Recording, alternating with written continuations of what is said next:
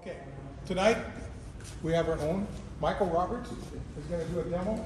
These trees were donated by Ed Clark and Linda Clark.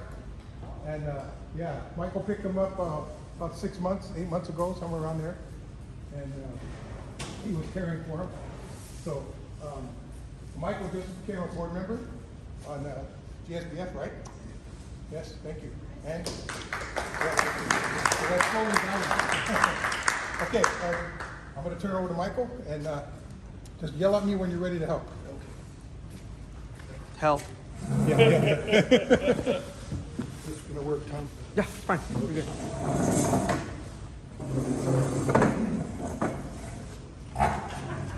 I'm going to talk a little bit about myself first, and then we'll move on. What I want to do tonight is give you an idea. You know, when I first started showing trees in, I don't know, like 2015 or something like that, some of the first questions I got were, you know, where did you buy that tree? How did you make that tree? Those kinds of questions. And over a period of time, it's gotten to be like, I started helping people develop their trees the same way I did. But I figured all of this stuff out pretty much on my own. And so what I'm going to share with you tonight is what I do. It's not the only way to do it, but it's how I develop the trees that I've got, okay? So a little bit about myself first. I have a liberal arts education from San Jose State, and I have a BA in both painting and sculpture and a master's in painting. And I spent the first 30 years after school trying to become a professional painter here in town.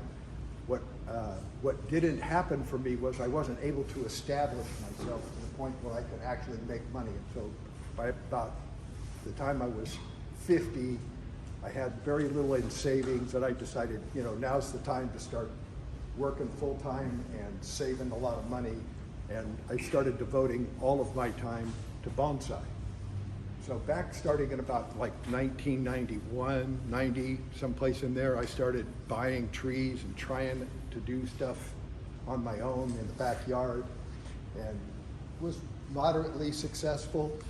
But it wasn't until I met the Ishis, Gary and Maz, and started going to regular Sunday classes with them. And then within a few years after I started doing that, they introduced me to Kenji when he first started coming to Southern California. And I spent every time Kenji came to town, all the way up until March of 2020, in every one of his workshops. And he and Gary have been very instrumental in, you know, the practical things like when to spray, how to spray, you know, soil mixes and all of that kind of stuff. So a lot of what I'm going to share here is what I've learned from them as well. And we'll just go from there, okay? So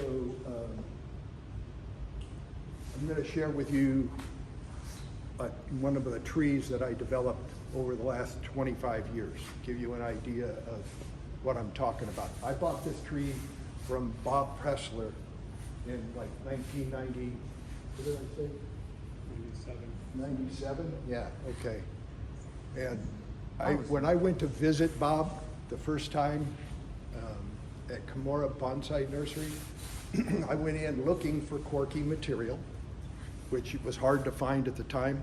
And I went in and there was a really nice tree sitting on the ground about halfway back, and Bob said, "No, I'm going to keep that one for myself." And I turned around, there was another one that was kind of coming along, and I said, "Maybe that one?" And he says, "I think I want to keep that one." But you could have this one over here. And it was this, you know, little bit of scrawny nothing that kind of came up and made a hard left-hand turn. And it was just ugly as sin. And he gave it to me for 30 bucks. I bought it. So. Wait, how? 1990? Dude, how old are you? Right.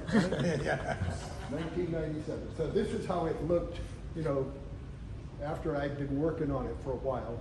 And it's starting to look pretty good. I got a little digital camera, and I went out and started taking pictures of everything to see how it worked. And I you know, I wasn't particularly proud of it, but it was, you know, a picture that I took of trees as I went around with my digital camera. It's the only reason I have this picture. Otherwise, I wouldn't have ever taken a picture of it. And if I had to share anything with you guys that was really important, is start taking pictures of your trees right from the start. Because at some point, they're gonna look really cool and people are going to go, how did you do that? What did it look like? They're not gonna believe that you made that. It really. And so start taking pictures now. Every time you work on it, take a picture of it before and take a picture of it after. What's cool about cell phones is that they date everything. And so you can offload it to your computer and or your tablet and it'll always be dated and just, you know, then you always know what you did. Anyway, so this is how it looked. Now there's some real problems with this tree, the way it is. First of all, that first branch is typically called a pocket branch. It's on the inside of a curve. It's not a very good place to have a branch. It just kind of is really awkward. Really, had that branch been up about 2 inches on that little bump right there, it would have looked a lot better. You know, it also, if you look about halfway up the tree, there's a bar branch in there. Two branches side by side. There's another branch that's sticking straight up, you know, kind of right in there. So all of those are kind of mistakes. What you can't see on this picture is that there's no back branch to this tree. So another big problem. So this is how that tree looked a couple of years later, and I'm feeding the heck out of it. I've got it in the grow box. It's sitting on the ground. It's growing like a weed. I'm letting that first, we're looking straight at the first branch, and I'm just letting that thing run. And it's starting to swell, and it's getting big. And you can see I'm pulling everything down with wires rather than wire the branches. If you pull them down like that, then it makes it so that you don't get big wire marks in your branches. You don't have to worry about it. It's really hard to unwire a branch when it's got a whole bunch of leaves and little tiny new growth on it. So if you're just pulling it down with wires, then you can go in and you can continue to pull those a little more if you need to, or you can just take them off and you haven't got any scars or anything on them. So it's really good growth technique, yes. Do you protect the branch with anything before you wrap it I around? do. I use tubing from like drip systems, and you want to use the polyvinyl ones, not the polyurethane ones. Polyurethane tubing is really, really stiff. You want to try and find the vinyl. Airline tubing. So if you go into the like Home Depot or any of those places and you're looking at all that stuff, grab it and see how it moves. It's really flexible. That's good stuff. Buy a couple of them because you'll use it up. It's also good when you're trying to wire your tree into a pot or a box to put it over the live vein of the roots and pull it down tight, and you don't scar up your roots. Okay. So good question, thank you. So here's how that tree looked after it went into a pot the first time. Starting to look pretty decent, you know. And then here it is a couple of years later, same pot. You can see I'm still pulling stuff down, but it's starting to ramify really nicely. Here it is, you know, in that little, so that was before I pruned and repotted, and here it is, you know, just after it's been pruned and repotted. This was the first time I showed a tree in Los Angeles. And I showed it at Baikoen, and it was one of the most fun things I ever did. Bring a tree, show it, I was really happy. And this is when people started saying, where did you buy that tree? A lot of people thought I got this from Japan, and I did not. So tell them how big that trunk is. Oh, at this point, the trunk is about, I don't know, 5 inches across, 4 inches across? 5.5. 5.5 inches across, yeah. So, now I will tell you, cork material looks bigger than it actually is. If you go in and peel off all the cork, it's about half that size. All right? But it looks really cool. which is why I liked it, right? So, and then this is how that tree, that same tree looked last year in our show. All right? Do you have a picture from the very first one and to this one now, like side by side? No, I don't. You should do that because I think it's really dramatic. If you can get the scale the same too. Okay. I have not done that. I will take that and try it out. But gives you an idea of what, so what I'm gonna show you how to do with these is basically what I did to get this started. And we're gonna take you through, Joe and I are gonna take you through like a sort of a 3 or 4 step process of what we do at the, when you get the original material, and then take it again in April, early May, and do your first prune on it. And then later on in the end of summer, do another prune on it.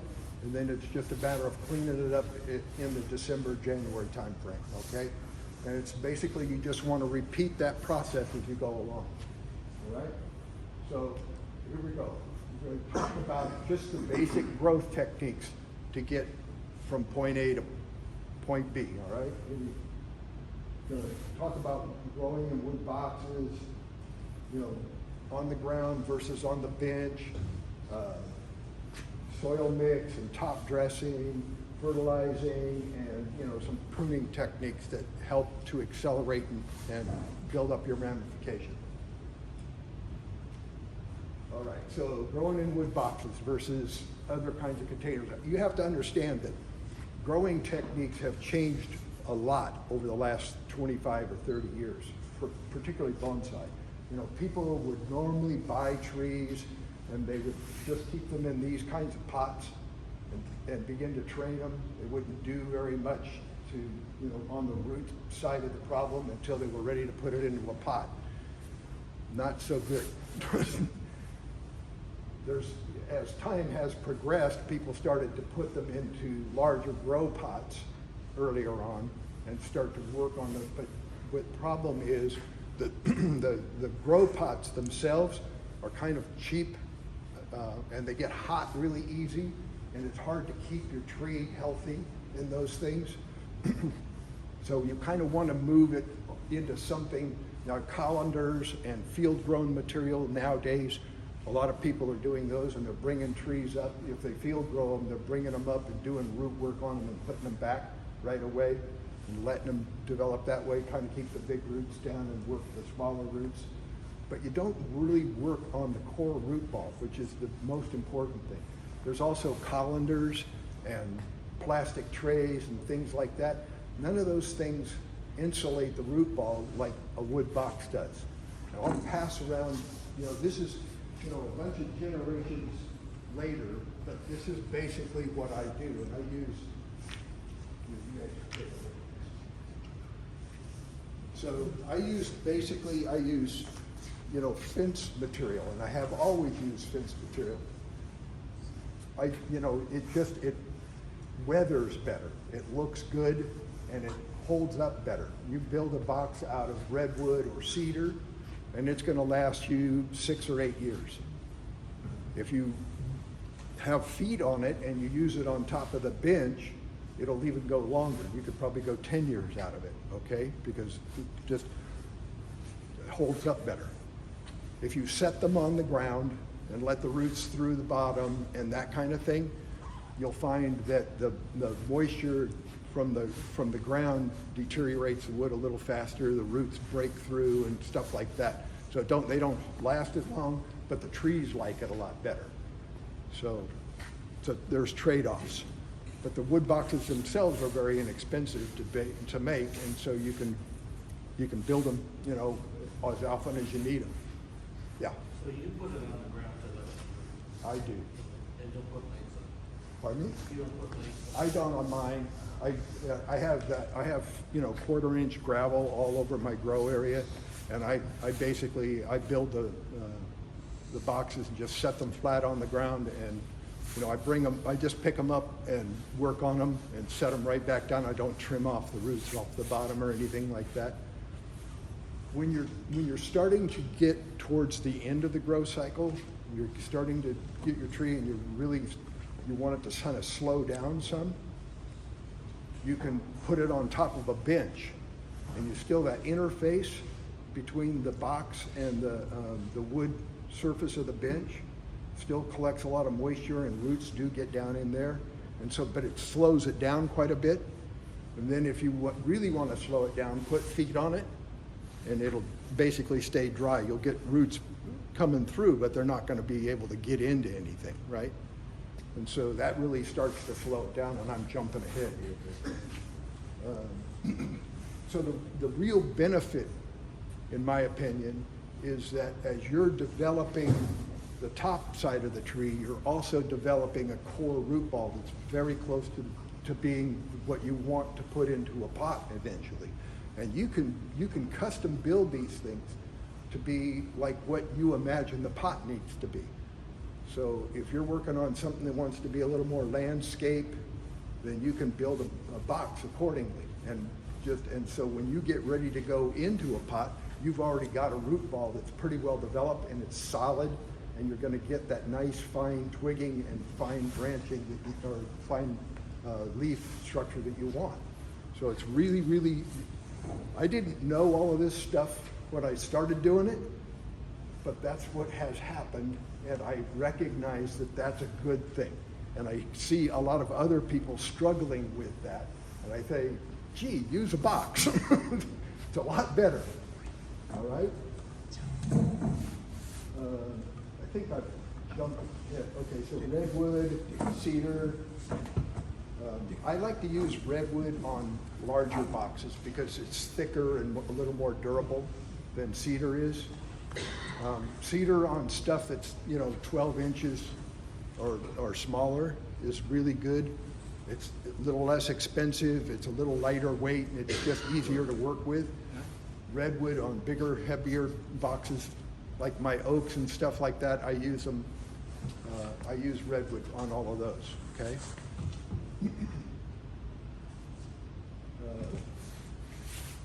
Soil mix, really, really important. This was a hard-learned lesson for me. You want something that stays moist but drains well. And what we're talking about tonight are broadleaf evergreens and deciduous trees. Pines or conifers, whole different ballgame. I like to mix a little organic material into the top portion of my soil mix for broadleaf evergreens and deciduous trees. Junipers and pines like to run a little bit drier, and the broadleaf evergreens and the deciduous trees like to be moist more time, okay? And so particularly when you get into the middle of the summer, keeping those deciduous and broadleaf evergreens moist is difficult, especially if you're working. Me, I would only get to water once a day, so I would mix organic material into the top portion of my root balls to make sure that they stayed moist throughout the day. So even if I had to come home and water a little bit at night, at least I knew that I had a fighting chance. There's only been one time that I really got in trouble, and that was when our temperatures got up to like 120 degrees. And I lost a couple of maples, but no junipers or any pines. It was just deciduous stuff, broadleaf evergreens. Would you consider putting them out of shade cloth or moving them? Or I have never used shade cloth, Shirley. That doesn't mean that I shouldn't be, and I am struggling with my bigger maples right now because I'm not using shade cloth, and that's something I need to change. Okay, but with oaks and elms and olives and other silverberry and stuff that's broadleaf and evergreen, full sun, they actually kind of, as long as they're moist, they like the heat. They really do. They just thrive. They just go like weeds. Okay, so Akadama, pumice, and lava. I'm old school. I like to put in a good drainage layer. Nice, heavy, coarse stuff. that lets the water through. That's really, really important. Not only do you need to keep it moist and the soil aerated, but you need to keep it draining well. If you put a lot of organic material into the bottom of the pot and it turns into muck, then the roots are all sitting in muck, and they don't happen to like that so much. Even when you set it on gravel, they're still draining really well. Okay, so that's really, really important. And then the other thing that I've found over the years is by adding a top dressing on top of, put fertilizer and then put a top dressing on it, it helps to break down the fertilizer a little faster, and it also keeps the top of the soil moist. And that really, really helps a lot, particularly in the summertime when you're trying to really put on a lot of growth in the heat. Okay? Fertilizing. I used to use Green King and absolutely loved that stuff. And then for whatever reason, they couldn't import it anymore. And it just like went away. I bought up every bag of the stuff at a reasonable price that I could find. I was paying as much as like $50 a bag for that stuff at the end. You can find it on the internet still, but it's over $100. That's just kind of out of the picture for this cowboy. But Osmocote works really good, and I like to mix in some organic material on top of that each time I touch the tree. So the Osmocote, depending on the time of the year, will last anywhere from 8 to 12 weeks. So when it's hotter and you're keeping your trees moist, it's like it breaks down faster. But at this time of year, when it's cool and not much sun happening, it'll last a lot longer. Okay. So just bear in mind that about each quarter, when you're going to start to work on your tree, scrape off the top, clean it all up, clean off all the moss, fertilize, put a top dressing on, and start again. And I like to add a little organic material at the same time, and that gets in there right away and sort of gives it a kick start. And then the Osmocote kind of keeps going along. Now, there is also a material called Apex, which is a little harder to get, but it works maybe a little better than the Osmocote does. But you have to kind of buy Apex through nurseries. They don't sell it commercially to guys like me. I have to end up using the Osmocote. You can buy Osmocote online, or you can buy it at Whittier Fertilizer is another source for it. They sell it in 50-pound sacks for around $100. And a 50-pound sack will last you most of the year, if not all of the year, depending on how many trees you have and how often you're watering. Okay? There's a lot of good fertilizers out there. If you find something that works for you and you've kind of got your arms around it and you're real used to how that's working, stay with it. Don't let me change your mind. But these are what I use. Okay? Pruning. This is where it gets a little bit tricky. You have to watch your trees really carefully. The bottom branches on trees over time start to get weak, and the tree becomes, apical really fast. It'll grow really strong at the top and be much weaker at the bottom. And so what you need to pay attention to is what branches you're trying to maintain as strong. And if they're starting to get weaker than the top, then push the top back hard and let the bottom branches run. So maybe you don't prune the bottom ones in the spring, and you might not even prune them in midsummer. You might leave them alone and start redirecting all of that vigor to the where you want it, and keep pushing the top back hard. At some point, you're going to balance the growth evenly over the tree, and that is the hardest lesson to learn. You just have to pay attention to each tree and how it is growing. And once you've kind of got it so that it's growing evenly all over, it'll be much easier to maintain. And I have examples I'll show you. Okay, so this is an elm that I grew. I found this elm in my yard. It was just growing as a seedling, and I dug it up, and I'm growing it as basically a choke-on elm, which I haven't seen anybody do that. It's kind of really boring, but it's fun. So this is sort of midsummer for it, and you can see that the growth was generally pretty even all over. I had this in a pot for a long, long time, and it was starting to get really weak on the bottom branches and strong at the top, and my branches were starting to get too heavy at the top and not as heavy at the bottom, and it was kind of getting out of balance. So I put it back into a grow box and started pushing hard on the top and trying to reinvigorate it. So midsummer, I'd like to do more of a profile pruning, you know, to get ready for fall. So it looked like this after I got done with it. Okay? And I'll show you a cork oak. This is a cork oak that I have been growing for about, I don't know, maybe 15 or 18 years.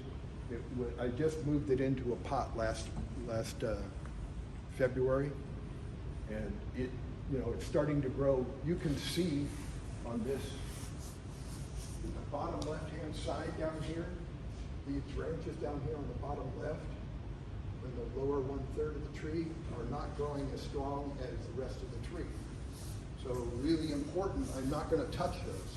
I'm going to push everything. I'm going to push hardest on the top, sort of try and thin it out. Push hard on this secondary, you know, and to get it shaped. But I'm not going to touch those lower left-hand branches.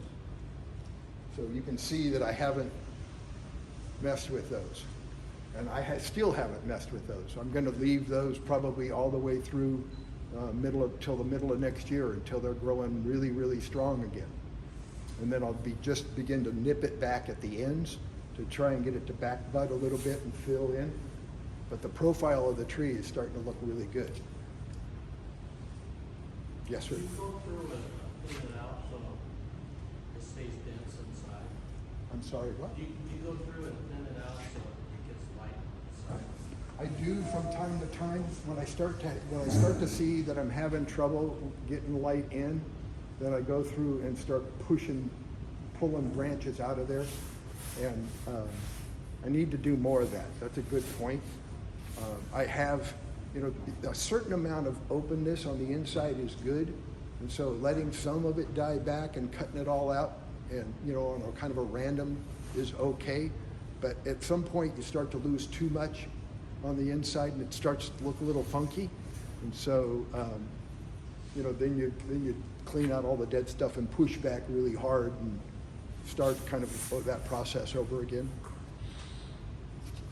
The good thing about elms and broadleaf evergreens and things like that is that they back bud pretty good. If if your tree is growing really strong, and you cut it back hard, you're going to get a lot of back budding. And you know, if you watch your trees, you'll see that in the first flush of growth, they grow really strong and they get leggy really fast. But it's really important to let that energy happen, and then when you push it back in, you know, at the end of April, first part of May, push it back hard, and then you'll get another flush that'll be a little bit less energetic. And then when you go back at the end of the summer and you're really profile pruning the thing, you know, you kind of create a good shape, so that it'll give you a lot of little fine twigs at that point, because it won't be growing as strong. And then in the wintertime, you can go back and really clean it up and get, you know, and start to get that really fine twigging. But it's that end of summer, fall pruning that, you know, you don't want to chop it all the way back, because you won't get, you know, very much after that. You get real fine stuff that's way inside, and it's hard to maintain. Okay, does that make sense? All right. Any other? Yes, sir. Are you doing any defoliation to increase introduce the You light know, to the inside of the tree? I should be on my oaks, and I haven't been, and that's a process I'm gonna start teaching myself this year, yes, sir. But I haven't done it. I've always had pretty good luck with them growing really strong and giving me what I want. But some of my bigger oaks now are so dense that you can't even see inside them. And I'm gonna go back and I'm gonna defoliate selectively, because I don't wanna do it to everybody, but I'm gonna do it right as they're starting to push at the first part of March, the first couple of weeks of March. I'm gonna take off everything and clean out a lot of the unnecessary branches and see how that goes. So ask me that question in about 2 years. Yes, sir. I got a real old Cork oak with a olive branch. It only has about 20 branches, but they're out about this far. Should I cut those back in the spring to encourage more? Yeah. So wait until right when you see it, when you see the buds starting to push, you can see them. They come right by where the leaves are, right? They start to push right at the leaf. Then you can push it back to, just where you think you want your fruit, the growth to start. Oh. And it'll have a lot of energy and it'll give you something right there. If you do it way late in the year, you're not likely to get that same response. So you're correct. The spring is a good time to do that. When Okay? you're doing like 2 Thank you. notes, down to 2 You notes. can, or if it's more of a profiling kind of thing, and you're, cut back, push back hard, but do it kind of evenly. But what's really important on the oaks is to pay attention to the growth cycle. And if you've been with it for a few years, you'll know when that is. You'll know right when it's starting to push, and you can push on it hard right at the spring, and then it'll take off. And then you can be a little more selective about, it'll take off hard at the top probably. So you're gonna wanna maybe in the first spring push back the top third or top 2/3 and let those bottom branches go. If you don't pay attention to the strength, the overall strength of all the branches, you'll start to lose those bottom branches. And I can't tell you how many cork oaks I've seen throughout the Southern California area where they've lost their bottom branches because they weren't paying attention to keeping their growth pattern even all over. Yes, sir. Putting a cork bark into a box, what is the minimum amount of time, years-wise, to keep it in the box? That's almost a subjective kind of thing. How much do you want to ramify it before you put it into a pot? How much do you want to develop it? I mean, you can move it into a pot, as soon as you've got a fairly strong root ball, but maybe just you're still 10 years away from ever wanting to show it. Me personally, I like to take it almost until I'm ready to show it. Maybe 2 or 4 years right before I'm thinking it's about ready to show. Then I'll move it into a pot and start to work it that way. Most of these trees, I never put them into pots until, they were like screaming at me. So for that part of it. So me and Joe are gonna go on to the next part. You wanna take a break or do you wanna? You wanna do that now? We got, 9 minutes, we're gonna take a break, but if you wanna do it. Okay, so let's do this. Let's just to make it easy, if we want to take a break, and here's what we kind of had in mind. Rather than for me or Joe to pick the tree that we're going to work on, we're going to take a vote.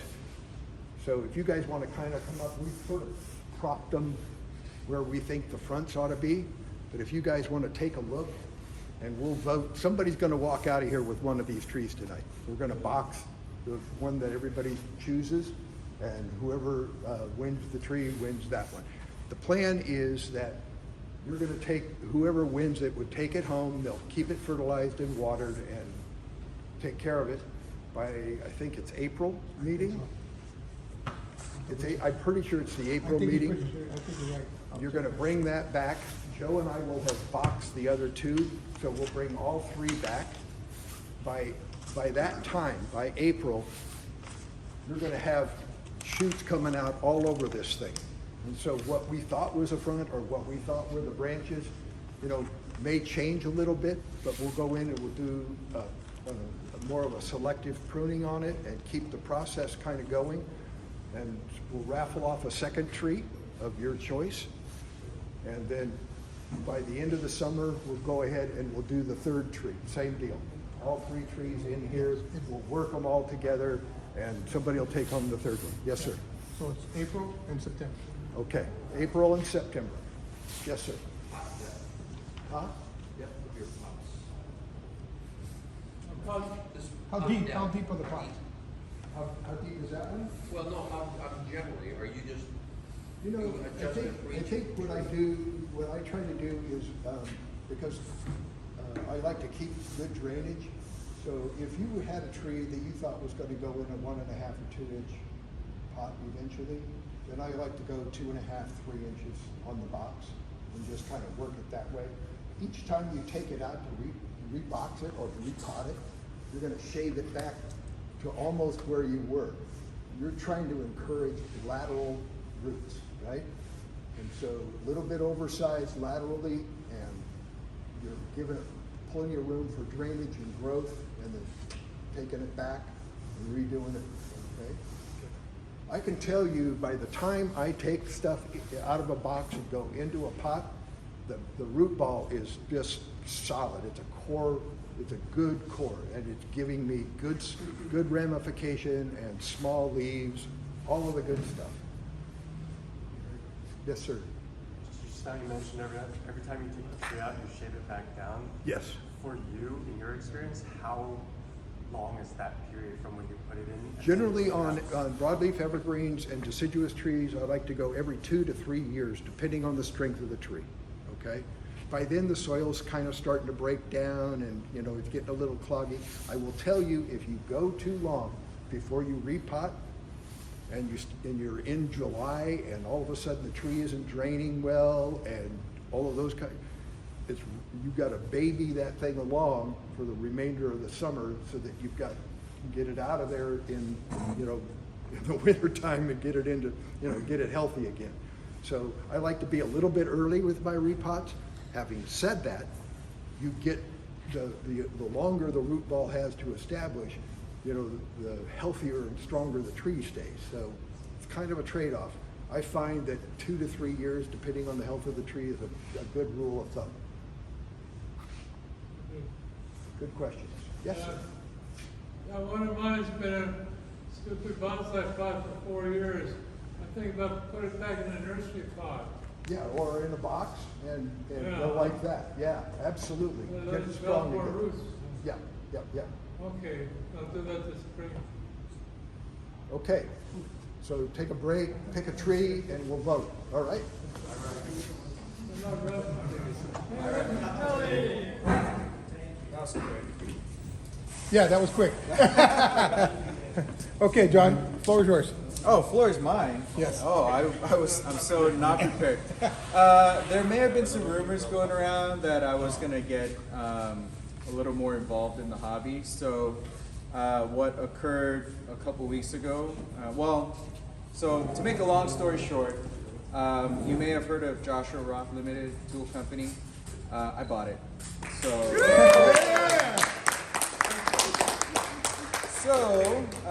yeah, the company is currently in the process of relocating. So last week we shut everything down up in Oregon. Has been moved down to a warehouse here in Norwalk, California. My wife has been unpacking until the wee hours of the night every day. So anyway, we're hoping we'll be up and running soon. But yeah, in case you heard rumors, it's true. So any kind of supplies you need? Are you bringing tools to our show? We'll see. Yeah. He's still unpacking. Yeah, no, we're literally still unpacking. We're about 30% through, but yeah. Congratulations. Yes, congratulations, John. Okay. Yeah. Okay, has everyone had a chance to look at all of these? We're all good, right? So we're gonna take a vote. I'm just gonna do show of hands. We'll say that this one's number 1. Show of hands. 2. Show of hands. Definitely. You're looking at what, 6, 8, 12? Show of hands. 3. The big one. 4. 5. Okay, so I think we'll all agree this one here is going to be our first. Now, again, what Joe and I are going to do is we're going to take these home and we're going to box them up. We're going to do exactly to these trees exactly what we're getting ready to do to this one. So whoever wins this one, you're going to be taking care of it. You're going to bring it back at the April club meeting. And we're going to bring, Joe and I are going to bring back these other 2. And we're going to prune all 3. We're going to review and prune, okay? And we'll talk about each tree and why we're doing what we're doing and so forth and so on. And then again, if somebody will win one of the other 2. And then it's at the end of September, we'll bring all 3 back and do a similar thing. And somebody will win the 3rd tree, all right? So all 3 of these trees will belong to somebody. But it basically shows you the process all the way through. And we'll box them for you the first time, but then you'll be on your own unless you ask for help, and then we'll help. So what happens if someone kills them before the year's up? It will happen. It can happen. If it comes to pass that the tree is struggling or hasn't made it, bring it back and we'll all take a look at it and we'll talk about, you know, maybe we'll even unbox it and try to figure out what happened to a little post-mortem on it, all right? We'll go like that, all right? Try to make this as much of a learning experience for everybody as we can. But we want to give trees away at each stage so that everybody is collectively engaged, all right? Good? That's where we're headed. All right, perfect. So like Michael said about the box, bigger tree, bigger box. Okay? How big is that box? Approximately 18 inches? Oh, geez, I didn't measure this. It's bigger than 12. Smaller than 24. 16, Okay. 3 inches deep, 3.5 inches deep. So what we're gonna do here is we're gonna cut this root ball off someplace and tease out the bottom portion of this, depending on where the root ball, how it looks, but we're gonna chop really hard. We've got a Sawzall, big ass blade. We're gonna really work it, okay? I will tell you that what happens to this, whoever wins this tree is gonna get to keep this bottom portion down here. You set these roots out on the ground in your nursery area and keep it watered, and all of these roots are gonna sprout. And you're gonna have like a little elm forest going on. And so you can, maybe by this time next year, you can undo that and put it into a box and begin to be selective about which trees to keep and which not, and basically have a little forest. Double winner, okay? All right. Yeah, cut. So let's talk a little bit about this. So there are a number of areas that we could use for a front on this tree. The problem that I have with this is that it has this big branch on the back side. And this branch back here is gonna be really unbalanced to the size of the rest of the tree. You know, and it will be very hard to overcome, you know, how big this is in proportion to everything else. So this branch, if we keep it on the back side and cut it off, you know, and just stub it off, take off most of the stuff around it, it's gonna sprout back here all around where that branch was. A lot of energy is gonna be there and it's just gonna keep pushing. And so we'll be able to develop a new back branch right around there someplace, okay? Yeah, same, yeah, there's a similar scar up here on this area, and you can see all the branches that came off. Now, what Ed did here was he cut it off even on the trunk to try and create a smoother kind of a deal, you know, movement. But you can see that it's still sprouted all around that scar. And so one of these is gonna become a side branch right here. We just have to select which one that's gonna be, all right? If it were lower, would you have kept it like a low spring? It could be, you know, there's, like, yes, if it, you know, if you wanted to create almost like a double trunk or something like that, and it was lower and it's working, then it wouldn't, you know, it's not that bad proportionally to the rest of the trunk. If it were down in here someplace, then yeah, that would be a good solution to this problem. But right now, you know, it's just too high and too big. It's just never gonna be, I mean, if you wanted to make this the front and kind of create that kind of a thing, even still, it's gonna be really difficult to work with that branch. It's always gonna be too big by comparison to everybody else, in my opinion, so, okay? So that's the plan. We're gonna start right now, we're gonna take off a lot of this slow stuff so that Joe can get in here without poking his eye out.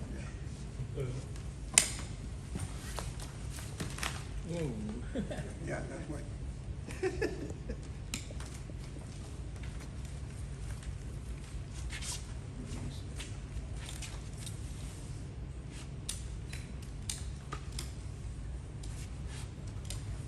Right now, he's not being selective, because we're gonna pot it. Are those We're Joss? gonna box it. Are those Joss Ross clippers there? No. No, Come on, you had an opportunity here tonight. we, when, you know, I had a problem with, some, 6.5-inch ones that I was, you know, I asked John and he basically told me exactly what he told you guys. I haven't even unboxed my stuff yet, so.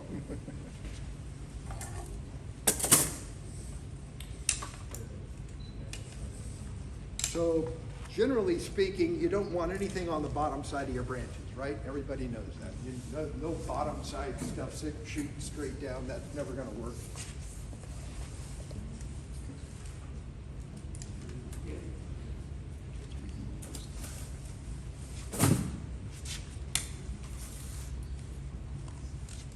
Is this too early for drastic root pruning? No, now's a good time. We're right on, so actually at home, the elm that I prepared for the show that's coming up, it's already pushing.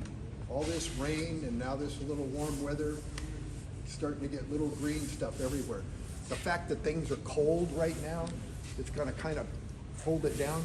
But, you know, I purposely kept these kind of off in the shade and, you know, away from the too much sun, because I didn't want to get going too much.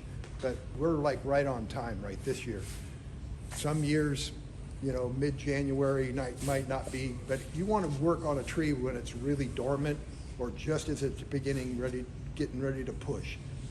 If you get too far into the growth cycle, then you run the risk of losing branches or, you know, stunting. You be struggling all year with it because you interrupted the growth cycle too much. All right, Joe, you ready? Yep. Okay. Where you wanna be?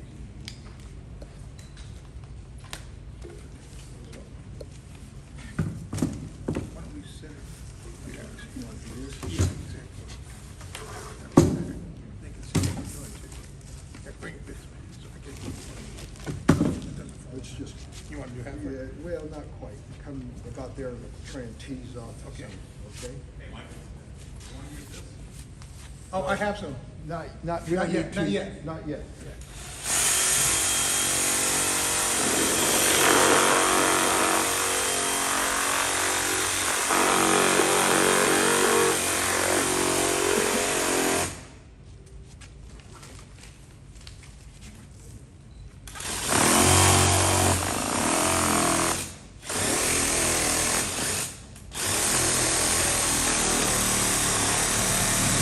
How we doing?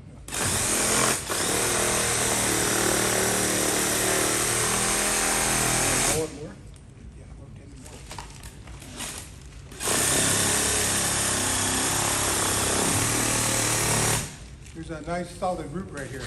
You can hear it.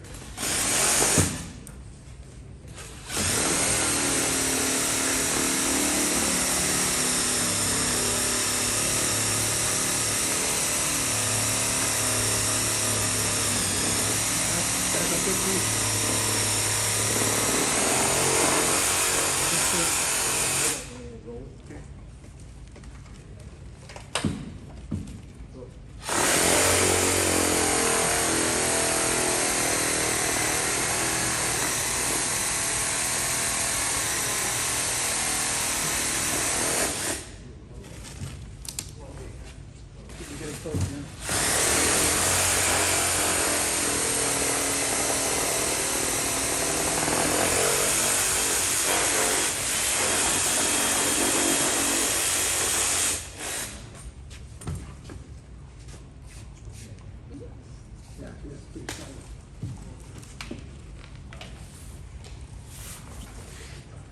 All right.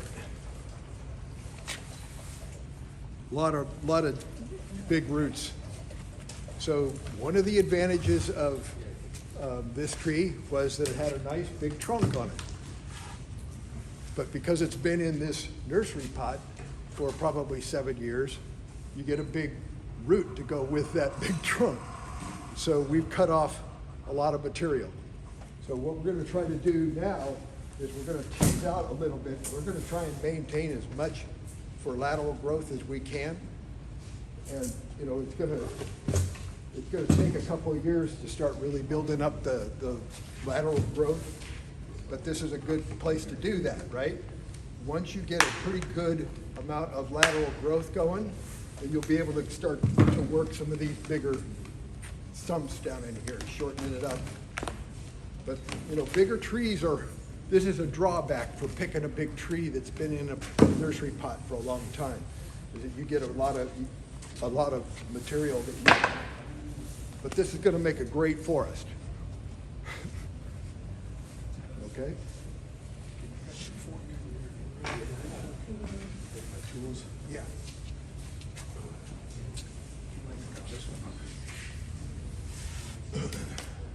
Just eliminate the poking in the face.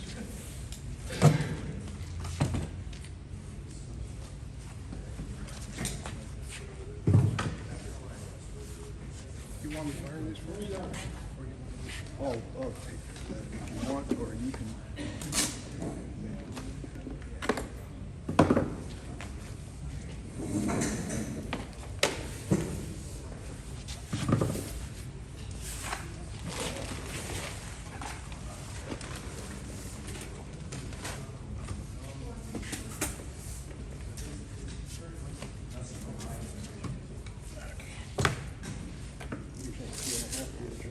Yeah, 2 or 2.5 would be.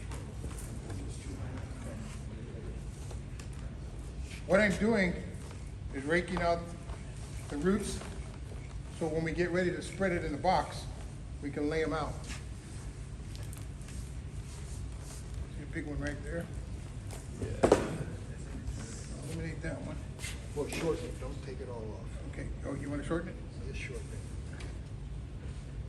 Save as much, as long as it's not going straight down. Yeah, well, that's what it was. Soil pretty soft, that's good.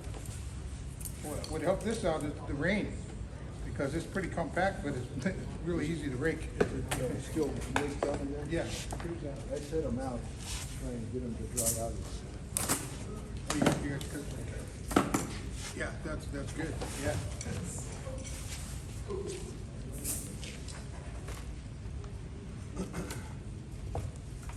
So last year I had 4 trees that were in about the same condition as this.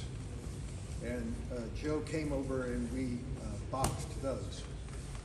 Those were about 12 feet tall. That's how they took off. Runners on those were. Yeah, yeah. And I cut these runners back. When we got done boxing them, they were probably about a foot tall. Yeah, when we get to that point.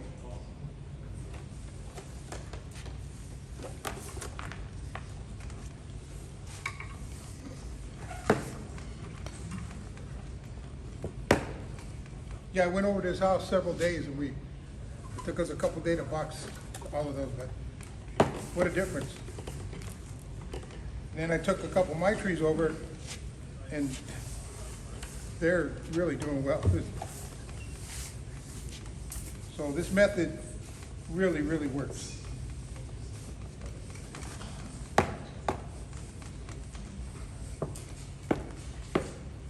You use Osmocote on all your trees? I do. Or an equivalent to it, yeah. I use something pretty similar to it. When you start fertilizing, Michael? You know, I'm gonna fertilize this tonight, but I'll only use about half of what I would normally use. But you're gonna wanna, whoever gets this is gonna, as soon as it starts to really push, go back and add a little bit more on. And then by April, we'll give it a full shot. What about your trees that are in boxes at home? I basically fertilize every quarter. Every what? Every quarter. So when I'm touching trees right now, I'm just putting like a half shot, okay, or a half dose, from what I would normally do. But I try to keep, they're still growing. Even if they're dormant, they're still pulling up energy from the ground. So every quarter you scrape off the top third inch and replenish that? Exactly. When you replenish the top third, do you use that organic mix or you just use organic? It's not the top third. It's just, you're just cleaning off the old fertilizer and any moss or weeds or any of that business. Oh, not the top third? No. And then you're coming back, and if you need to add a little soil at that point from what you've taken off, that would be a good time to do that. Just your standard, small mix at the top. Fertilize, and then put your top dressing. Because you pretty much mix your fertilizer with your organic. Pretty much. I like to put the fertilizer down and then put the organic material on at the same time, and then a top dressing. This is pretty solid right here. Yeah, it's gonna be. So, You're not gonna be able to touch that. yeah.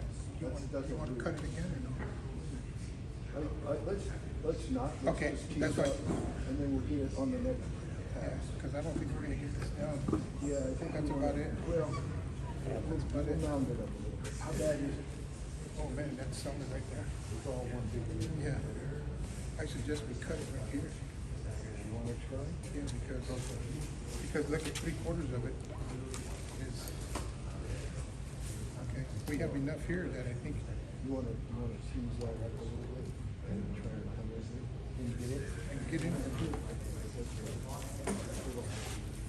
Where's that little box? It's pretty dense right here, so we're gonna take another cut. Okay, so what Joe has found is that basically, as big as this trunk is, the root underneath is almost twice the size, and it's solid. And so what we're gonna do, he's got a pretty good amount of lateral roots up above. So what he wants to do is he wants to take that off a little bit more, just maybe another inch of it off, as much of that big stuff as we can, because it's just gonna get worse and worse over time. So if we don't get after it now, we're gonna have trouble. Yeah, see, if you guys can see, this is how big it is. I see. So we're gonna take it off to about right here. So just to reiterate, big trunks that have been in nursery cans for a long time don't necessarily give you a lot of little roots underneath.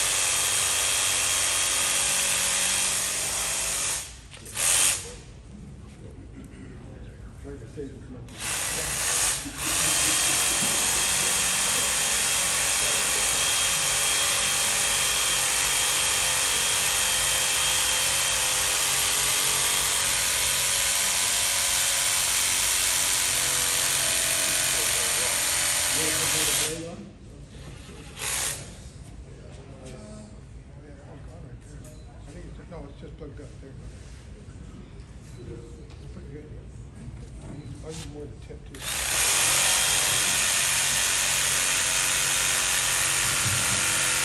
Pretty solid, that's it.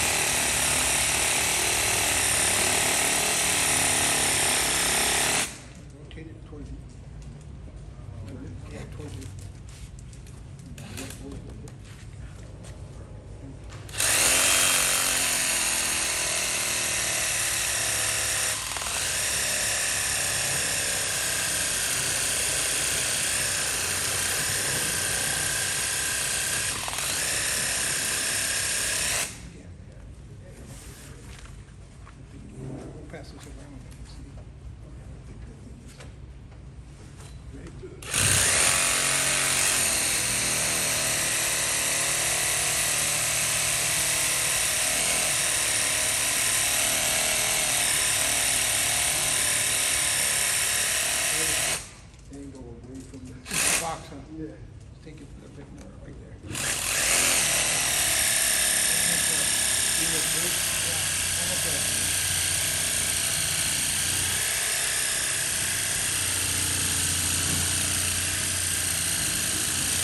One more rotation.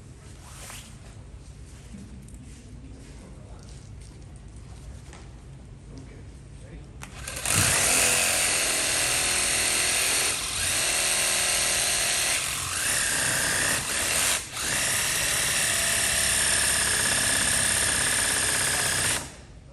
Keep going. Okay.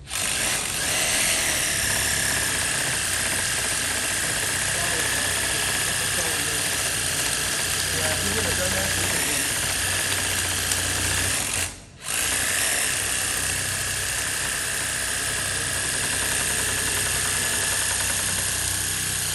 Rotate again.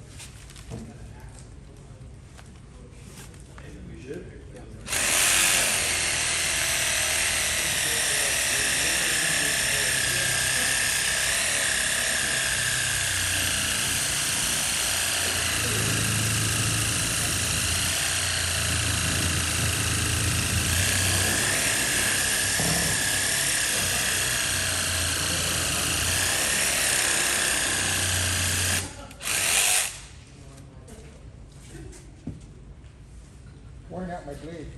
That's how tough this root is. What do you think, Lindsay? Did we kill it? Yeah. So you want to find the biggest guy you can to cut this, okay?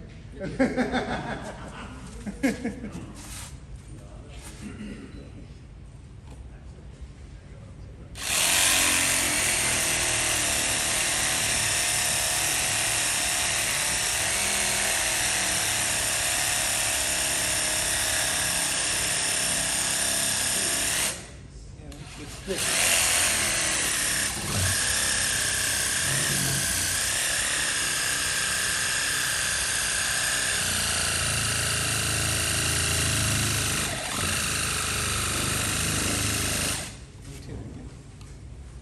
Towards you, towards you. Keep going.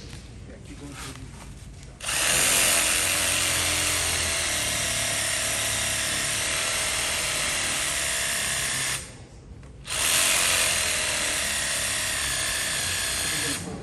Huh? Should be getting close. What happened here? My battery's not happy.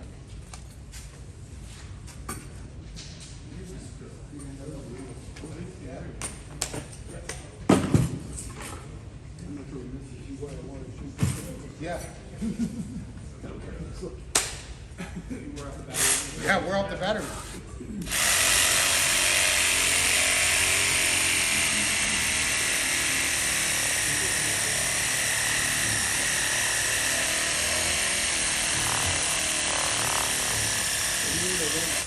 Yeah, we're in the same group.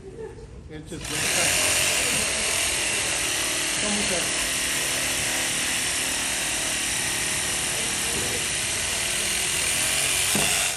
Okay.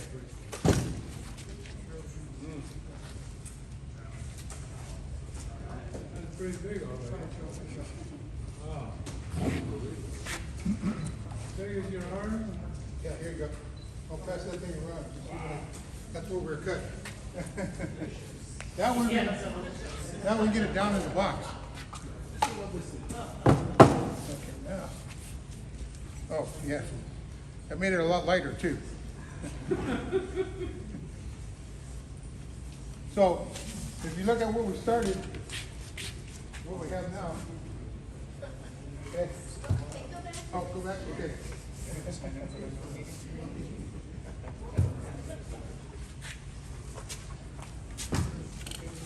Yeah, we got plenty of hair roots here.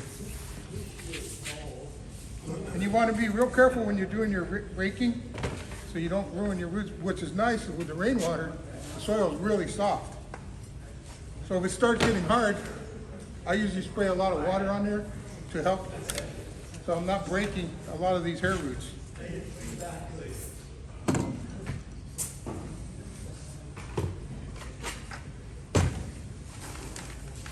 So for drainage, what we're using is just pumice and lava.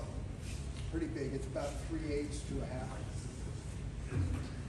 This stuff is gonna drain really well. It's also sharp, which causes those roots underneath to bifurcate and give you lots and lots of fine roots, draw up lots of nutrients and grow, okay?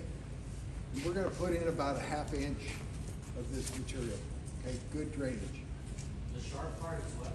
The lava rock? It causes the roots to split. What is it, the lava rock? Lava and pumice. Go pass it in. I also use, in the past, I've used, where's that? Oh, yeah, the big stuff, huh? Yeah. Where'd it go? Did I not bring it? Maybe not. Okay, how far more you want to go here? Ah. Oh, there it is. Here's another stuff that's really good for drainage layers on big trees.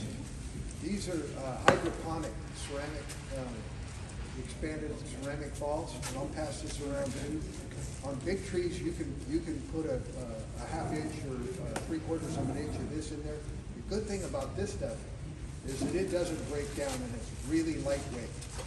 And so on big trees, when you're having to lift those heavy material, this works really good. If you buy a bag of this stuff and you get the small, what they call small, they have large and small, try to always get the round stuff. There's some that are really irregular shapes and they're not as good. These round ones are the best. But if you get what they call the small, it comes and there's stuff as big as maybe 1/2 or 5/8, and then there's a whole bunch of like really dainty ones in here. And you can sift this and use the smaller stuff on smaller trees. And this stuff is super lightweight and it really holds up. You can use it again and again. I will tell you though, when it comes time to repot and you're cleaning off the bottom and they fall off onto the floor and they roll all around, it's a pain in the butt. And you better have your bangers, your crummy scissors to cut the roots, because when you cut into these, they dull your scissors right down. But I love these things. They're really cool. The advantage of that is to make it light, soil light. Yeah, and still not break down. This stuff is hard, and it holds a little bit of moisture itself. The indoor guys that grow marijuana use this stuff to grow it. There's hydroponics for it, huh? How do you know that? I have a friend.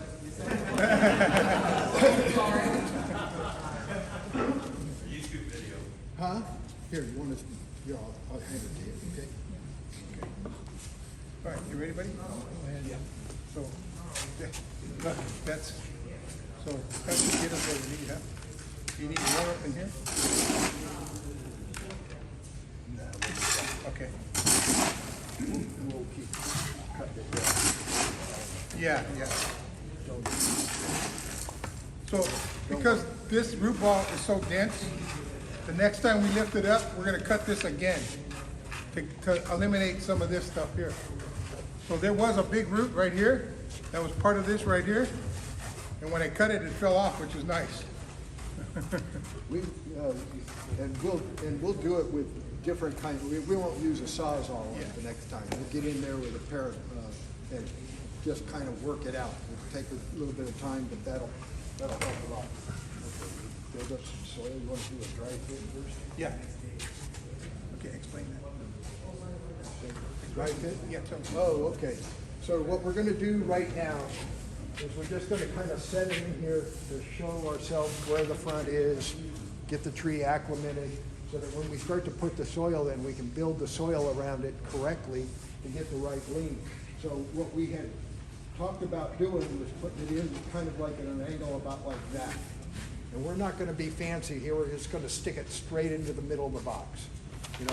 Over time, if you wanted to, for some reason, kind of move it off to one side or something like that, you'll do it as you go along. But right now, we want to create even lateral roots all the way around. Okay? So we're going to kind of work it. this right here. I'm trying to keep this big branch in the back because we're gonna be cutting that off, all right? So let's, So, like he said, this is already pre-mixed soil. I bought it from David in get a June. chance to look at that. And now that we got John, you could probably get it from John. You be selling soils too, John? Short answer is no. Oh. Okay. So this is 1/3, 1/3, 1/3. So it's already pre-mixed. It's $40 a bag, but if you buy 3 bags of different, you're gonna be, you know. So this is the easy way out.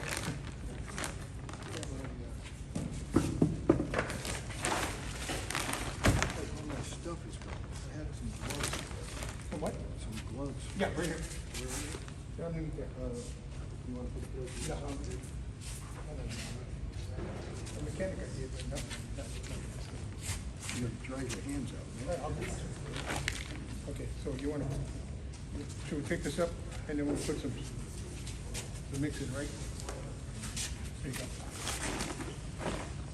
So really the kind of the proper way to pot a tree or box a tree or however is you build up a mound in the center and then you push the tree down and work it down into the mound. That way you're not having any hollow spots up underneath. This tree is solid all the way to the ground. So, I mean, we're gonna put a little bit of soil underneath, but it's not gonna be very much. We won't, you know, it's not like we've got a shallow root ball and we have to worry about any of that business. So,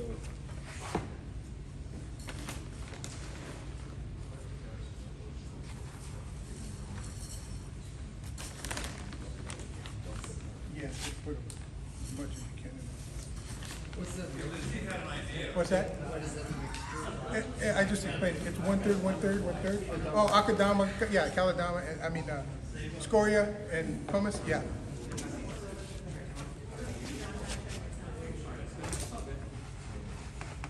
Hey Joe, Lindsay has an idea he wants to tell you.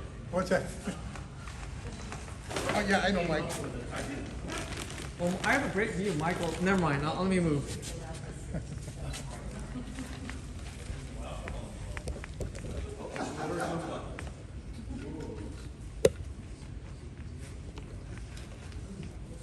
Mike said to screw it. Oh, and the body, oh, the hole in place? Yeah, that'll be easier than wiring it. you got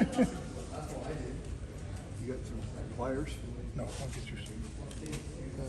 Thank you. Can I put this on the ground? Oh, sure, yeah, we're done with that, anyway. Put it back here.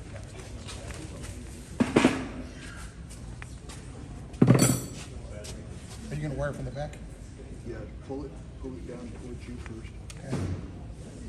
Use that one right there. Okay. You get one wire going? One twist.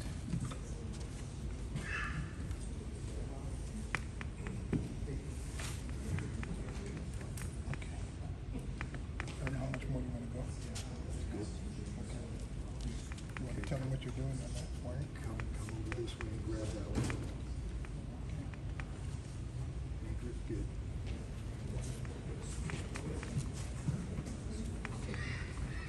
No, use that wire to this one. Yeah, wire to which one? This one here? Yeah. Okay, explain that to him. Okay, what we're doing. Okay, so what we're doing right now is we're basically gonna build a box out of wire and pull this thing down as tight as we can so it doesn't move in here. You know, it doesn't have a lot of stability because we've cut most of the roots off. So it's really important that we don't let this thing shift around too much because you don't want to break off any of those fine roots as they start to go. So we're actually using 2.5 here, and we're just going to go across all 4 corners. Like this? And then Make we'll sure that continue- it's good and continue. solid. You can see it's already pretty good. Okay? So we've got Put it to the front. we've got the tree pretty well, you know, in the position that going for. You know, we may fine tune it over years, but right now that's kind of like what we had in mind.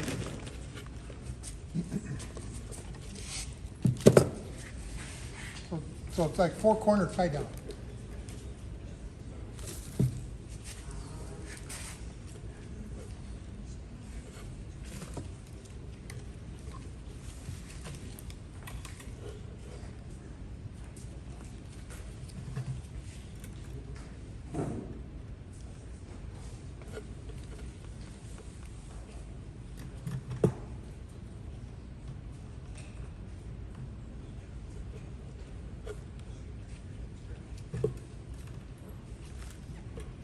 So whoever wins this tree, make sure Shirley will put it in next month's bulletin.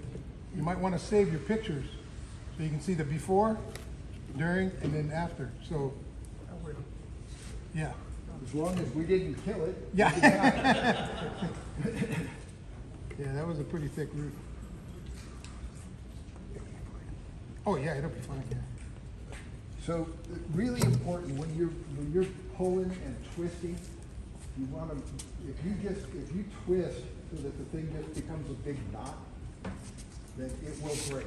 I don't care every wire size you use. If you just knot it up, it's going to break. What you want to do is you want to wrap it and pull and twist and pull and twist so that you're getting a nice even coil. All right, and that's what we've been doing. Okay, so I need a piece. Is there one long enough? Yeah, yeah. So what do you want to I want to come from here. attach it to there, right? Okay, so because we have 2 wires, we can loop from one to the other, to the other, to the other. The last wire does not have a leader. So what he's doing is he's twisting it around the base of the wire, creating that leader so we can push, get all 4 corners tied down.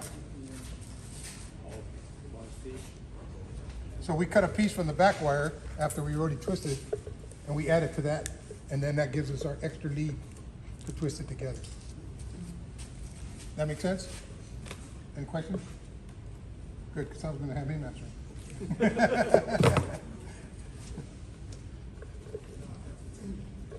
That's why you don't cut all your wire. You don't cut your wires until you're done tying it all down. Because one of these might be longer than the other, and you might need that to secure that last wire. And he taught me that. So I took my trees over to his house last year, and they're doing, I've got 5 years of growth in 1 year. Unbelievable. So this stuff really works.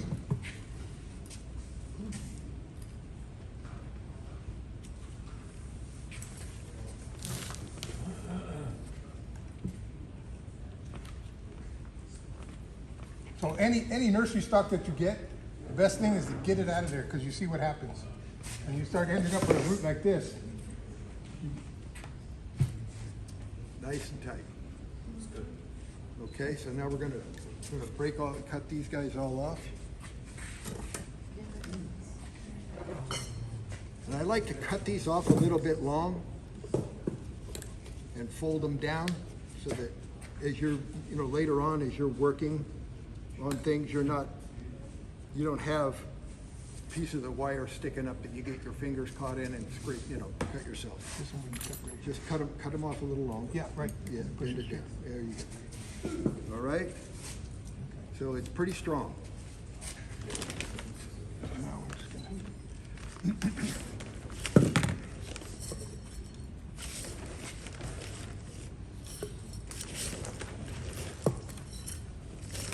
How we do another time? Oh man, we gotta rock and roll. Okay. Yeah, medium. Okay, so while Joe's working the soil in, I'm gonna start,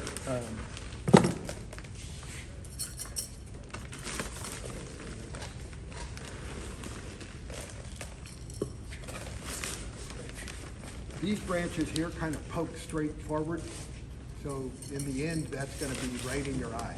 You want to take Maybe not so good, right? You want stuff that's a little more lateral, right?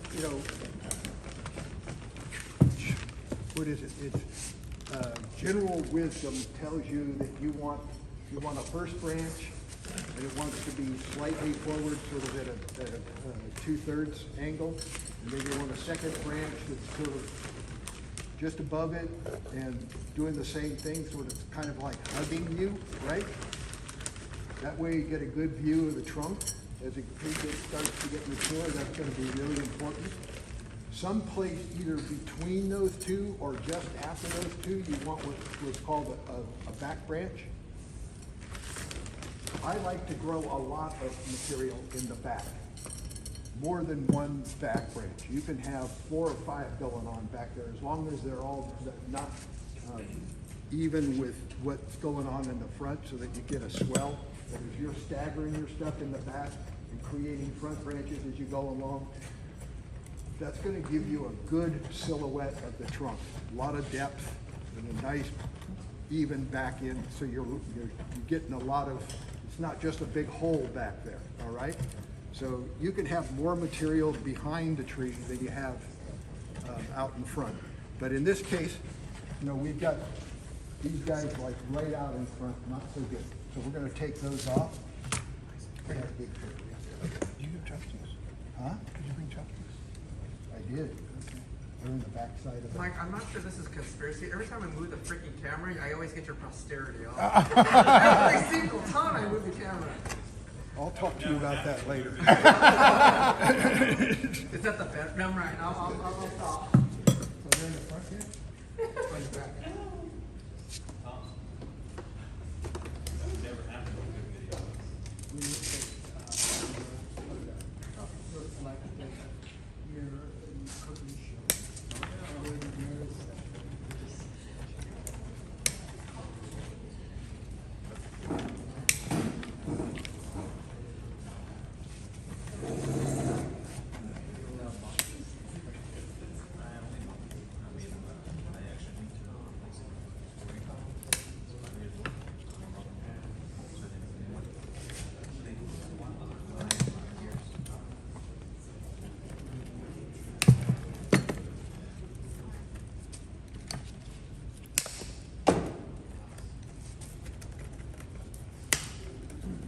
How do you know when you're done, Joe? It's like normally when you potting, you start drifting up. Because this has such a dents here, I'm gonna try to get it as thick, heavy as I can around the outside. To Okay, get and thick. so what are you feeling with the stick? Can you Oh, feel as- when the air as- pockets are down? Yeah, as your basic soil starts going down inside, Yeah. create like a tunnel. Yeah. You just keep pushing it down, yeah. So your chopstick will back up then. as it Yeah, goes along. it'll start getting, Hey,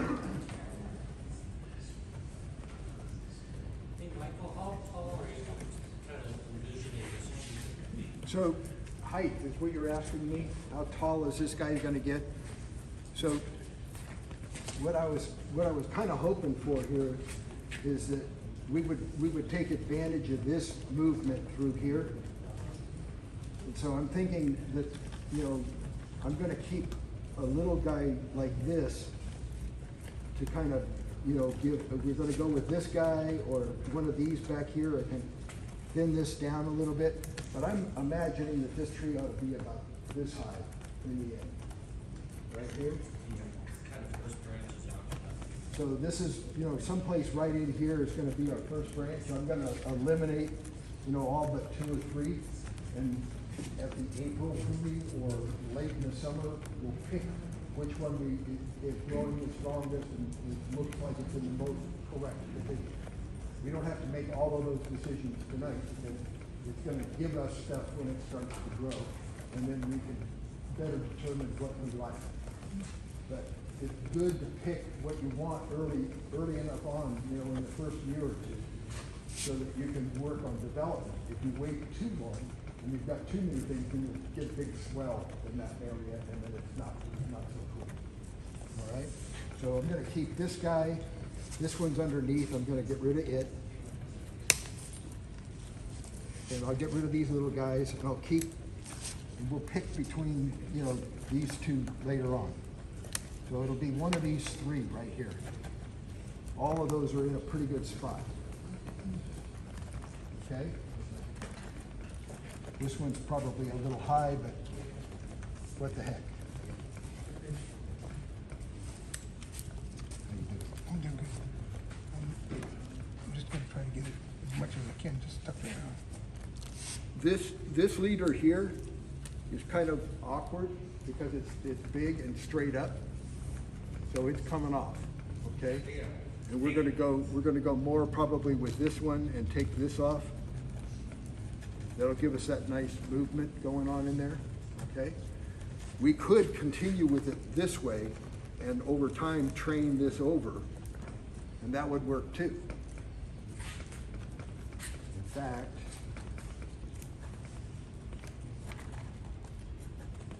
let's just shorten this one up and make it to 6 grand.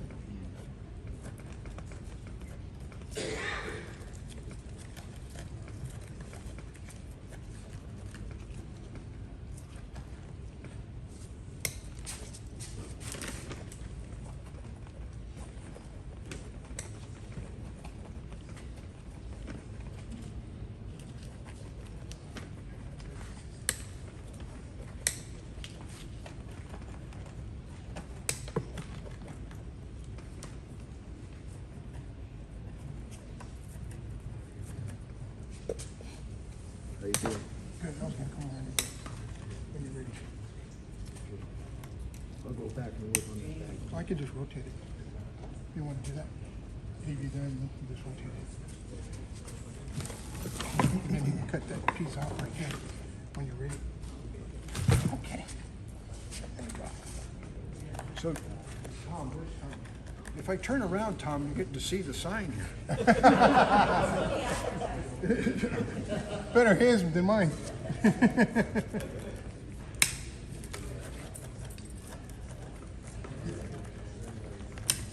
probably about as high as you want to go with soil, right? Yeah, we want to shave this down, blend it in a little better. Okay. You want to rake it? Yeah, just use yeah, that guy. Kind of rake it down a little.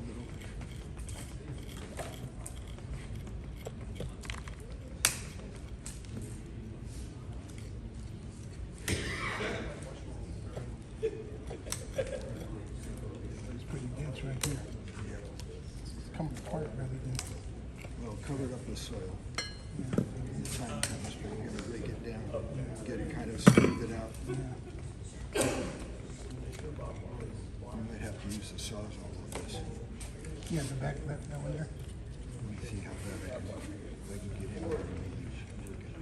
I want that smaller blade. Yeah, I can do that. So that it's a little finer. And I want to stub it and then take it all the way off. And I'm going to trying to keep this one. Okay.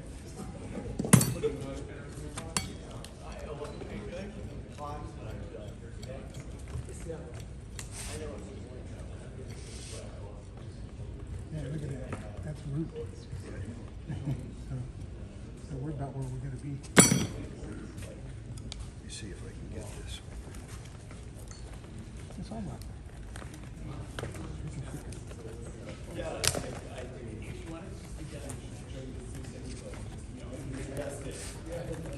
I'd rather do it this way.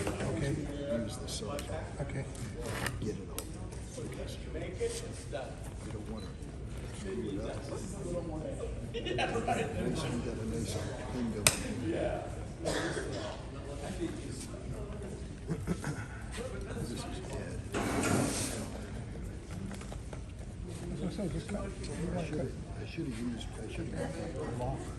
Oh, the big ones? Yeah.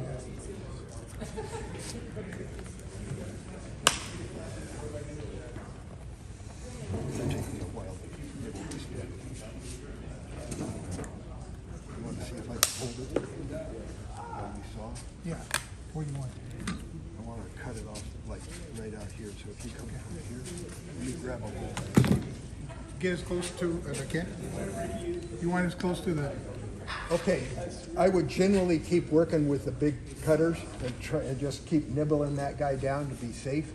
But we're like out of time. I don't want to keep everybody until 10 o'clock here, so we're going to try and take this. You want it as close to the. No, come out, yeah, right in there. Right there. So tell them you're going to leave about a half an inch. Yeah, we're going to leave.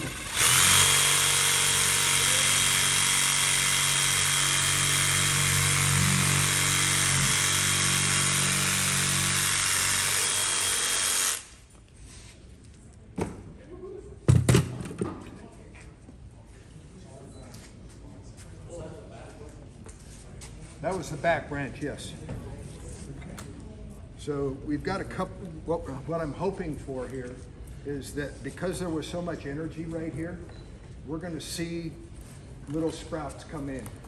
And then we'll be able, depending on where those happen, then we'll know how to clean, then we'll know how to clean off the remainder of this, okay? But if I cut it off flush, then it like, you know, we're interrupted what's going on. We want to keep the flow coming up, all right? So we've stubbed it about 1/4 to a 1/2 inch and should give us a bunch of growth right around this. And then we'll be able to pick what our back branch is going to be, all right? That's the plan.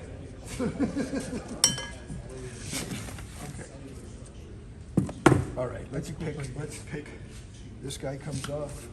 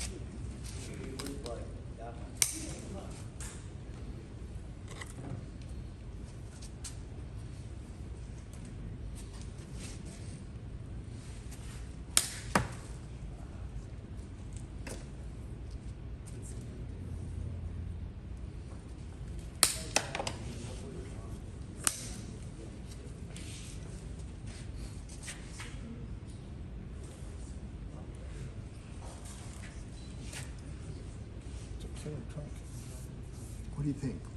Let's leave this. Yeah, leave that one, I think. Get rid of that one.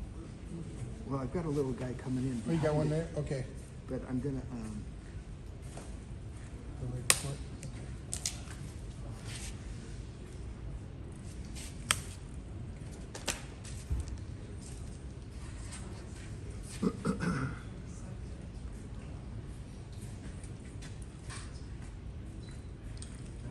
Eventually, when he gets done with his trees, they're 360 degrees. You don't have left, right, back branch. You have a complete tree all the way around. So when this thing starts pushing, you'll see branches everywhere. we hope. Yeah. That's the theory. That's the plan, and we're sticking to it. It's one of those deals where, I mean, you know from experience, you know, that's probably what's gonna happen, but there's no guarantees. You know, they're their own thing. You do the best you can based on what you know, and you go from there.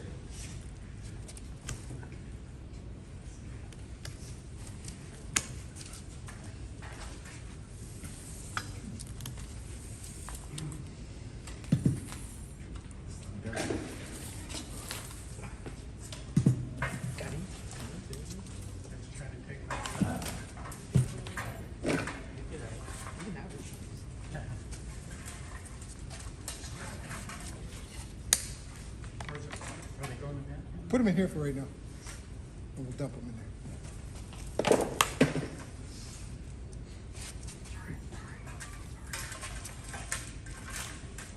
I think on one side of that, on the bottom, there's going to be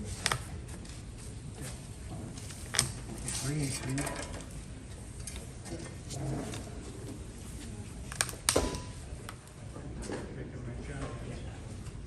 This one here? No, cut green tube. Oh, you have the two together?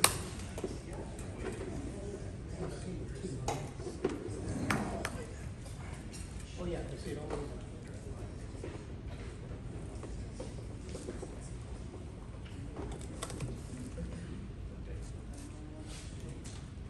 Do you ever use sealer?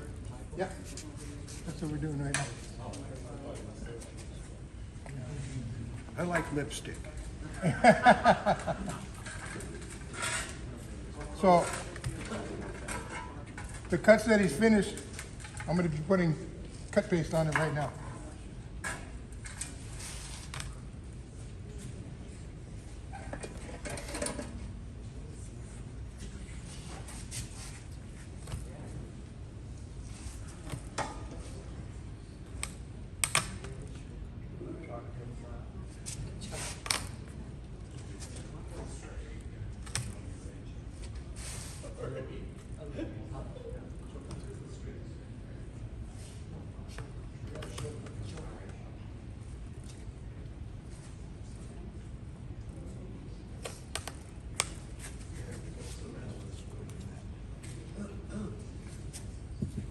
Can we mound soil up over this?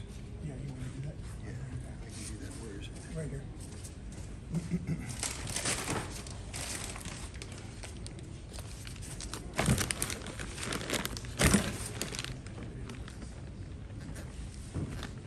Did you do that with your fingers? Yeah. Gnarly little.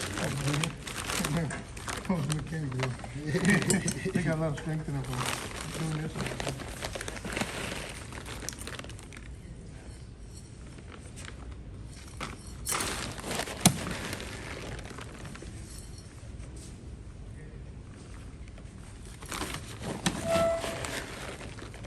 Oh.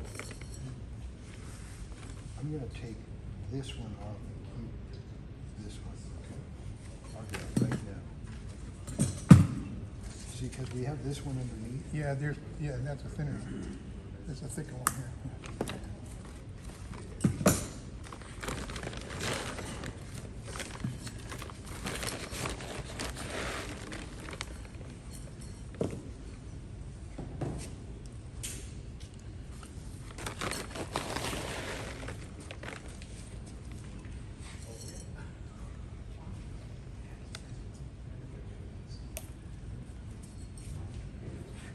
Okay, so a lot of the surface roots that were, when we tipped this, we exposed a lot of surface roots right here. And over time, we're gonna start carving this root ball back little bit, as we develop roots underneath to give us, as all the lateral. But right now, we need all that we can get, right? So we're gonna leave them. We're just gonna mound the dirt up around them, and then 2 years from now, we'll take off about, a half or 3/4 of that, and then just keep working it down until we get a nice flat root ball, okay? But right now, take it off. We're gonna minimize the growth potential of the tree, and that would hurt, okay? So we're trying to maintain as much of the top roots as we can, and because we tipped it to get, the right angle going, we exposed it too much up here. And so I'm trying to cover that up. You're not gonna use organic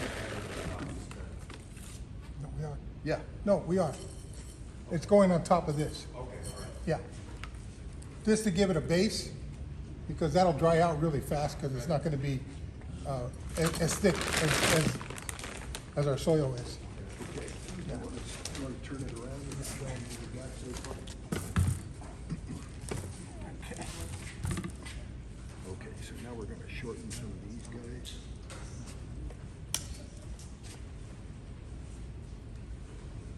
Here's where his degrees come in artistry. This is the important stuff. Well, You gotta have an eye to.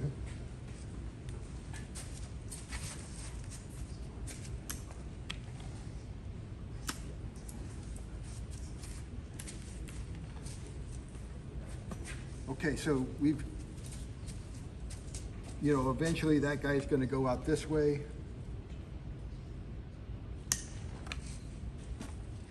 More this way, back branches here. When you look down on top of the tree, you want to try and get light coming in on all of your branches. So you're going to spread things out as much as you can. I don't want to put any wire on this right now. Just let it grow, and then, we'll come back later on. I don't think we need to pull anything down. Everything's kind of already headed in the right direction. So we just need to just kind of shape it up a little bit. We'll leave that one run. Okay, it's pretty rough, but that's what we want at this point. Look looking for a bud. Okay, that's it. Okay, so let's, Now you gotta keep the top of this. yeah, put some of this in, mix.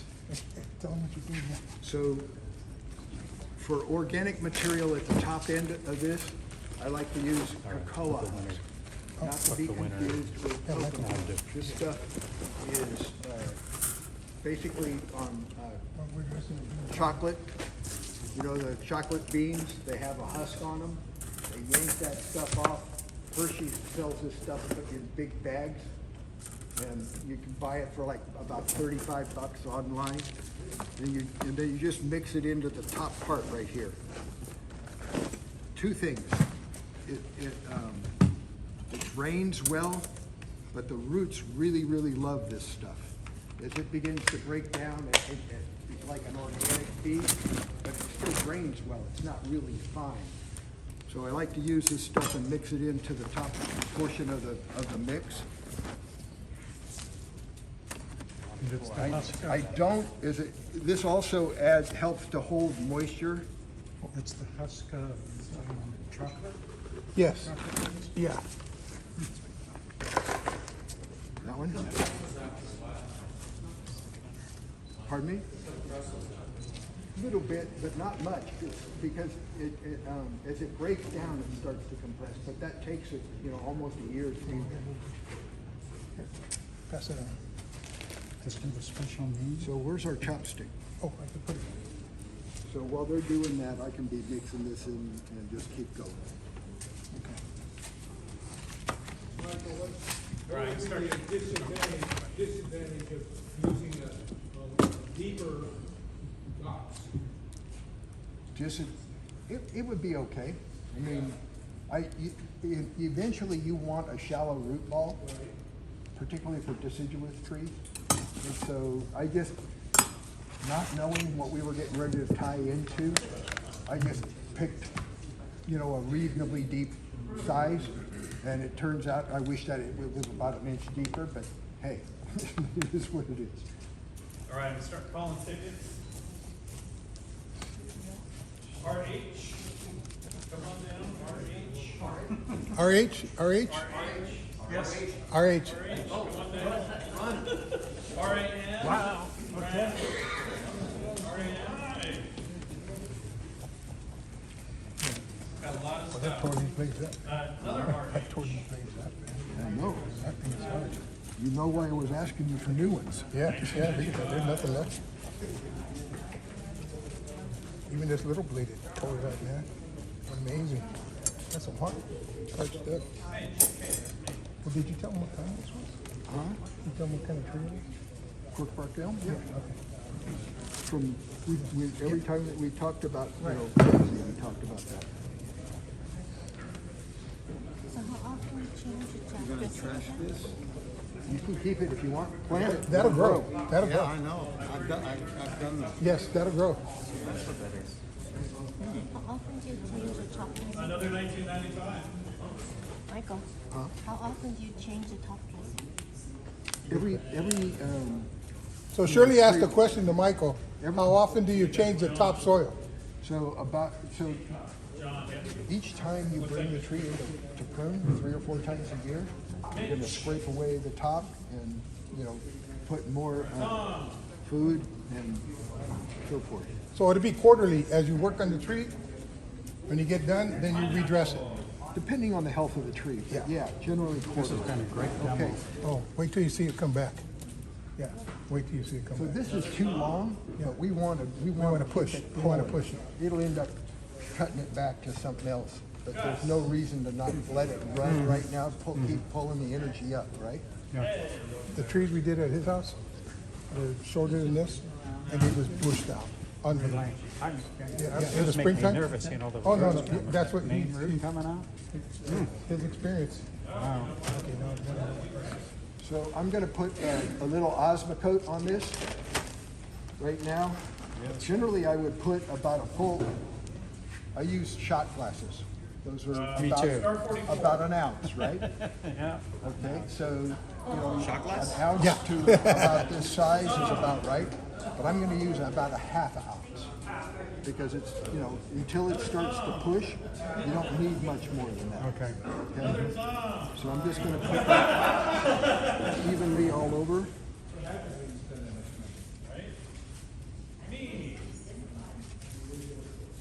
Are you gonna address it after cure? Huh? Are you gonna address it after cure? Watering and so forth. Yeah, when it gets done. And Joe, I'm gonna put the stinky Joe. That's gonna be a wonderful tree. Explain that too. Yeah, Your there's- glasses are looking. The end. I know, Stacey, but this is, Okay, he'll.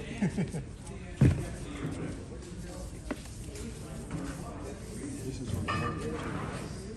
this is her secret formula. Yeah.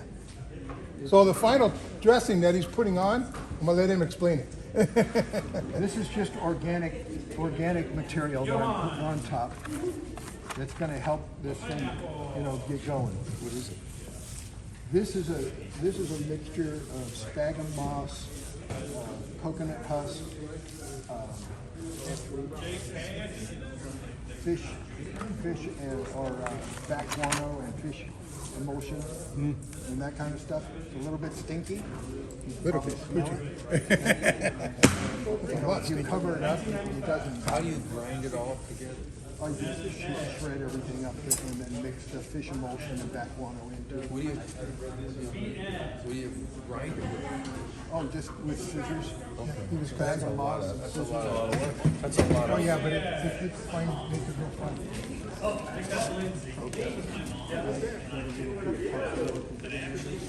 You wanna use this one? Is it in that jar? Oh, yeah, that's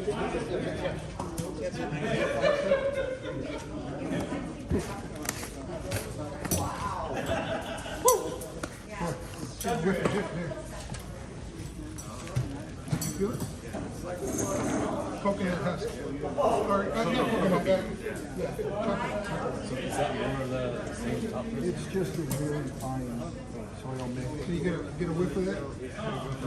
Yeah, yeah. Trees love it. People not so much. Joe refuses to put it on his tree. What is it? What is he putting on? Just topsoil. Oh, I thought you refused to put topsoil on?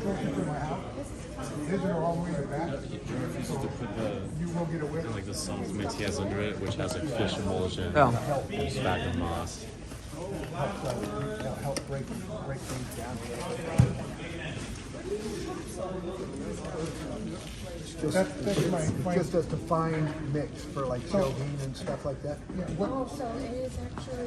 Yeah, yeah, when I screen my soil, and I save the real powdery stuff, I save that too. But this is like, yeah, So does he put that to keep that final layer down under it? correct. It keeps it some weight, yeah, so it doesn't blow off. And then you're gonna soak it really good. What is this called? Cocoa husk. Cocoa husk. Not to be confused with coconut husk. Yes. I want coconut husk. All right, tree ticket. Who gets to care for the tree? Go for it. Mitch. Yeah! Woo!